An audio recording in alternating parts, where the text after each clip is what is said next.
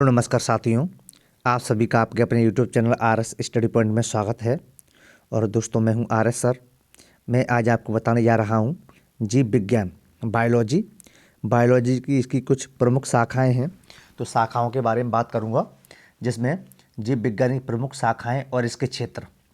तो अभी तक प्यारे बच्चों, आपने हमारा चैनल लाइक शेयर सब्सक्राइब नहीं किया है तो इसे like share and comment subscribe जरूर करें, जिससे आने वाली वीडियो सबसे पहले आप तक पहुँचे। जीव विज्ञान बायोलॉजी के अंतर्गत जीवन और जीवन की प्रक्रियाओं से संबंधित अध्ययन किया जाता है। जीव विज्ञान को इसके अध्ययन के आधार पर मुख्यतः दो शाखाओं में वर्गीकृत किया गया है। इसकी दो शाखाएं हैं, इसे दो शाखाओं में वर्गीकृत किया गया है, वो इस प्रकार हैं। नंबर 1 देखते हैं बच्चों। इसमें पहली जो शाखा है, इसका नाम है जंतु विज्ञान, इसको इंग्लिश में जूलॉजी कहती हैं। इसके अंदर जंतुओं का अध्ययन किया जाता है। नंबर 2 वनस्पति विज्ञान, इसे बॉटनी कहते हैं। इसके अंतर्गत पेड़ पौधों वनस्पतियों का अध्ययन किया जाता है।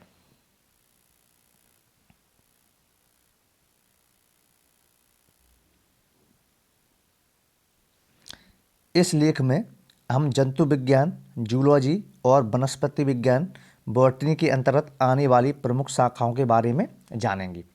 तो इसकी शाखाएं हैं जो जंतु विज्ञान के अंतर्गत और वनस्पति विज्ञान के अंतर्गत कौन कौन सी शाखाएं आती हैं, इनके बारे में विस्तार से अध्ययन करेंगे। और इसमें देखते हैं कि इसकी पहली शाखा है वो क्या है। पहली शाखा है इसकी apiculture.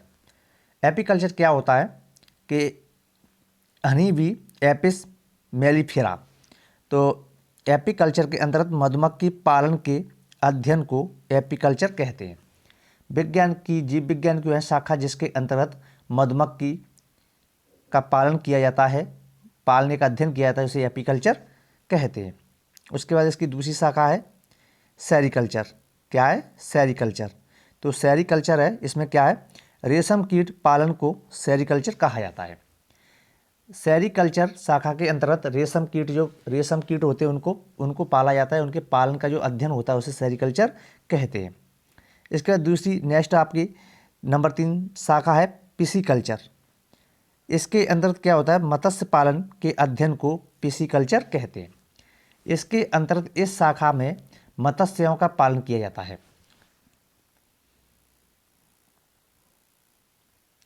Next number 4 mycology. Mycology के अंतर्गत कवकों का अध्ययन किया जाता है। जीव विज्ञान की है शाखा जिसके अंतर्गत कवकों का अध्ययन किया जाता है, माइकोलॉजी कहलाती है। इसके बाद है फाइकोलॉजी। तो माइकोलॉजी में कवकों का अध्ययन, जबकि फाइकोलॉजी में शैवालों का अध्ययन किया जाता है। इसके बाद आपकी नेक्स्ट शाखा है पोमोलॉजी। पोमोलॉजी एक जंतु विज्ञान वनस्पति विज्ञान शाखा है जिसमें फलों का अध्ययन किया जाता है। किसका किया जाता है? वनस्पति विज्ञान की शाखा है, इसमें फलों का अध्ययन किया जाता है। ऑर्निथोलॉजी, इसमें क्या होता है, ऑर्निथोलॉजी में पक्षियों का अध्ययन करते हैं, study of birds is called of ornithology. इसमें जो लाल अक्षर में एक बात लिखी हुई बच्चों, नोट, सलीम अली को भारत में पक्षियों के जनक फादर ऑफ ऑर्थोनोलॉजी के नाम से भी जाना जाता है। फादर्स ऑफ ऑर्थोनोलॉजी कौन है? तो इसमें आपका सही आंसर होगा सलीम अली।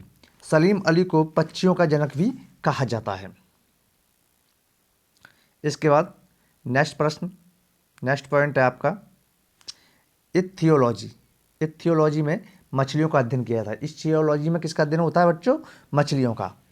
इसमें एंटोमोलॉजी है। एंटोमोलॉजी में कीटों का अध्ययन किया जाता है। अच्छा प्रश्न है, एंटोमोलॉजी और मछलियों का अध्ययन करते हैं, इंपॉर्टेंट प्रश्न है। इसके बाद है ऑफियोलॉजी। ऑफियोलॉजी में क्या होता है कि इसके अंतर्गत ऑफियोलॉजी शाखा के अंतर्गत स्नेक्स का अध्ययन किया जाता है, study of snakes is called of ophiology.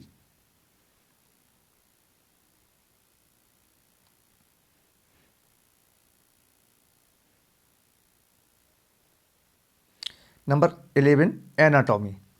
Anatomy में क्या होता है कि जंतु हों या पेड़ पौधे हों तो उनके अंगों की आंतरिक रचना का अध्ययन करते हैं। इसके अंतर्गत एनाटॉमी दो प्रकार की होती है, तो जंतुओं वनस्पति विज्ञान में और जंतु विज्ञान में। तो ये एनाटॉमी में क्या होता है, जंतुओं के विभिन्न अंगों की जंतुओं के विभिन्न अंगों की आंतरिक संरचना का अध्ययन करना एनाटॉमी कहलाती है। और मॉर्फोलॉजी में बाह्य आकारिकी का अध्ययन करते हैं। इसके बाद साइटोलॉजी। साइटोलॉजी में क्या होता है, कोशिका है, कोशिका के में अंग होते हैं, उनके कार्य क्या क्या कार्य हैं और उन सभी का अध्ययन करना ही साइटोलॉजी कहलाता है। कोशिका तथा इसके अंगों की संरचना का अध्ययन इस शाखा के अंतर्गत किया जाता है, इसे साइटोलॉजी कहा जाता है।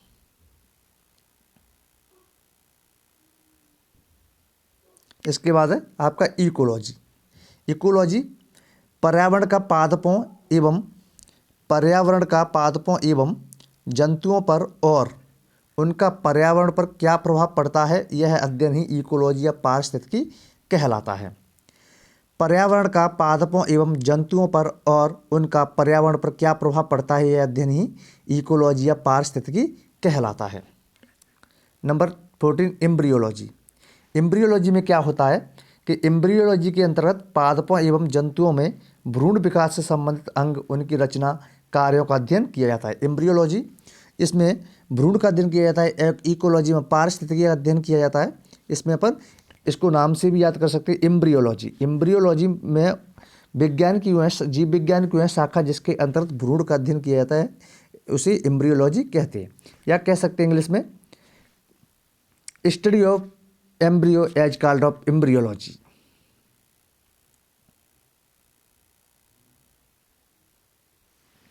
जेनेटिक्स। जेनेटिक्स को आनुवांशिकी कहते हैं हिंदी में। पौधों एवं जंतुओं की उत्पत्ति संबंधित अध्ययन को आनुवांशिकी कहा जाता है।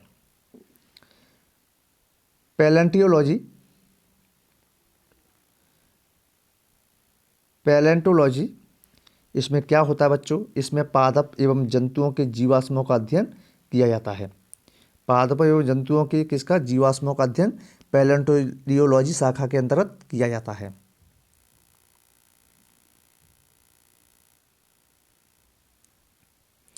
टैक्सोनॉमी, इसको वर्गीकी भी कहते हैं। इसके अंतर्गत विभिन्न पादपों एवं जंतुओं की पहचान, उनका नामकरण करना और फिर उनकी विशिष्टता के आधार पर उन्हें उचित वर्ग में शामिल करना टैक्सोनॉमी शाखा के अंतर्गत आता है। अर्थात टैक्सोनॉमी को हिंदी में वर्गीकी कहते हैं। और इसके जो फादर्स हैं वो लिनियस को माना जाता है। तो वनस्पति विज्ञान या जीव विज्ञान की है शाखा जिसके अंतर्गत पादपों एवं जंतुओं की पहचान करके उन्हें उनका नामकरण करना या और उसको वर्गीकरण में रखना ही टैक्सोनॉमी या वर्गीकी कहलाती है।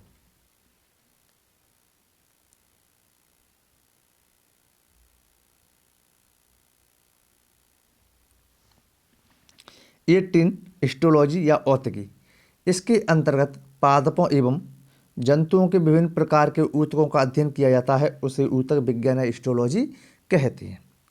विज्ञान हिस्टोलॉजी में क्या होता है कि histology study of tissue as called of histology. जीव विज्ञान को है शाखा जिसके अंतर्गत ऊतकों का अध्ययन किया जाता है, हिस्टोलॉजी कहलाती है। इथियोलॉजी, इस शाखा के अंतर्गत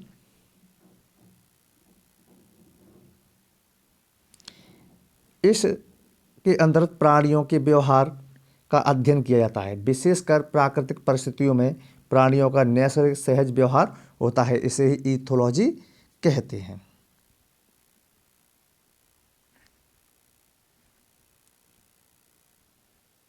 इसके बाद देखते हैं हर्पेटोलॉजी। हर्पेटोलॉजी में क्या होता है, यह प्राणी विज्ञान की वह शाखा है जिसमें रेप्टाइल्स, सरीसृप तथा उभयचरों की संरचना, स्वभाव, वर्गीकरण का अध्ययन किया जाता है, हर्पेटोलॉजी कहलाती है।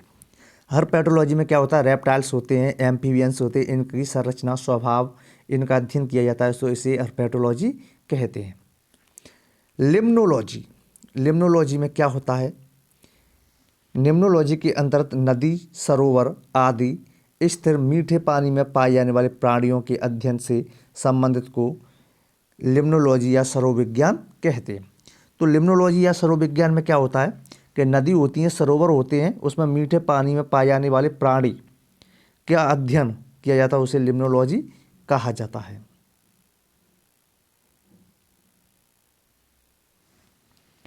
बैक्टीरियोलॉजी, नाम से स्पष्ट होता है, बैक्टीरिया मान होता है जीवाणु, तो जीव विज्ञान की वह शाखा जिसके अंतर्गत जीवाणुओं का अध्ययन किया जाता है, सूक्ष्म जीवाणुओं का संरचना, उनके प्रकार विकिरण अध्ययन किया जाता है, उसे बैक्टीरियोलॉजी कहते हैं।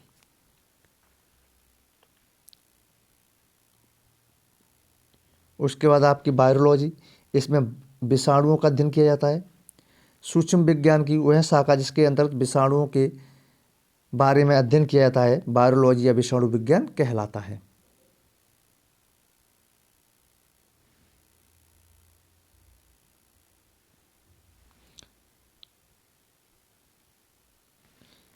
एग्रोनॉमी, सस्य विज्ञान, खेतों में उगाई जाने वाली फसलों की विशेष खेतों में उगाई जाने वाली फसलों की अपनी विशेष आवश्यकता होती है।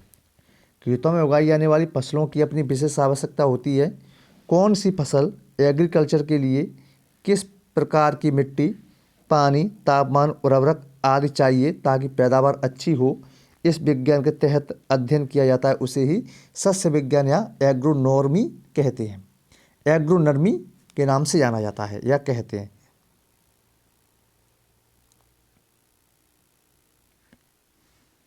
निमेटोलॉजी, निमेटोलॉजी में क्या होता है, निमेटोडोट्स कुछ गोल होते हैं, कुछ पतले, बेलनाकार, सिलेंड्रिकल या धागे जैसी कृमियों एक वर्ग है जिसमें से कुछ सदस्य मिट्टी या पानी में परजीवी होते हैं। इस कारण फसलों में कई प्रकार के रोग उत्पन्न करते हैं, और जो रोग उत्पन्न करते हैं इनका अध्ययन ही निमेटोलॉजी कहलाता है या निमेटोलॉजी के अंतर्गत किया जाता है।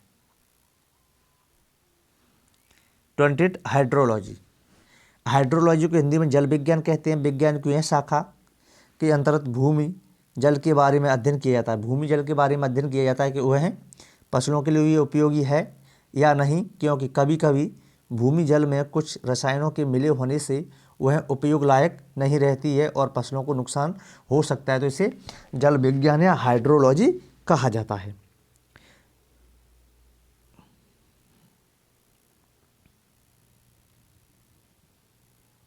इसके बाद इम्पोर्टेंट प्रश्न पूछा गया है परीक्षाओं में, माइक्रोबायोलॉजी।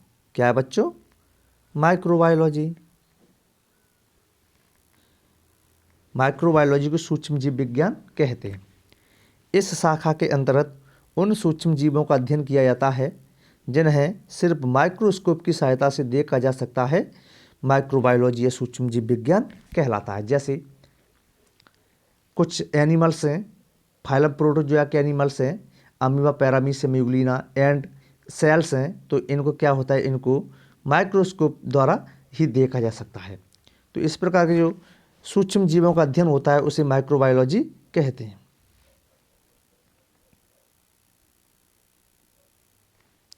इसके बाद बच्चों हॉर्टिकल्चर, उद्यान विज्ञान। हॉर्टिकल्चर में क्या होता है, इसमें उद्यानों से संबंधित अध्ययन किया जाता है।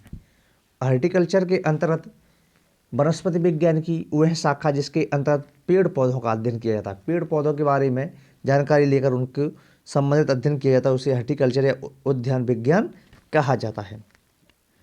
पेडोलॉजी या एडेफोलॉजी, पेडोलॉजी या एडेफोलॉजी को हिंदी में मृदा विज्ञान के नाम से जाना जाता है। क्या कहते हैं बच्चों? मृदा विज्ञान। तो मृदा विज्ञान क्या होता है, मिट्टी के बारे में अध्ययन इस विज्ञान की शाखा के अंतर्गत किया जाता है। मिट्टी के बारे में जो अध्ययन करते हैं उसे पेडालॉजी कहते हैं, पेडोलॉजी कहते हैं। यह फसलों के लिए आवश्यक है क्योंकि अलग अलग प्रकार की फसलों के लिए अलग अलग प्रकार की मिट्टी की आवश्यकता होती है। तो यह मृदा विज्ञान के अंतर्गत आता है। देखते हैं, इसमें लिखा हुआ है नोट, मृदा के बनने की प्रक्रिया को पेडोजेनेसिस कहते हैं। मृदा जो बनती है, मिट्टी बनती है, उस प्रक्रिया को क्या कहते हैं? पेडोजीनेसिस कहा जाता है। मृदा के बनने की प्रक्रिया पेडोजीनेसिस कहा जाता है।